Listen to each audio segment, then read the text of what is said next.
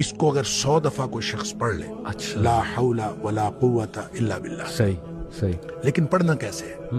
پڑھنا اس طرح نہیں ہے کہ آپ بس پڑھتے جائیں. یہ ہے کیا؟ لا حول ولا قوت الا باللہ اصل میں کیا ہے؟ حول کا معنی بھی قوت ہے اور قوت کا معنی بھی قوت ہے. لا حول ولا قوت، یوں کہہ لیجئے نہ کوئی اجتماعی طاقت نہ کوئی انفرادی طاقت الا باللہ، سوائے اللہ کے. اللہ اکبر، یا نہ گناہ چھوڑنے کی طاقت نہ نیکی کرنے کی طاقت صحیح، الا باللہ.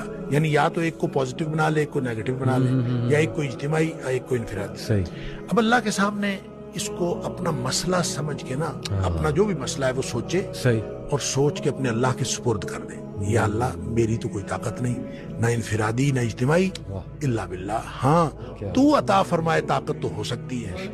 یوں میں اس کو کہتا ہوں یہ بے بسی کا کلمہ ہے. بے بس آدمی اپنے اللہ کے سامنے بے بسی کا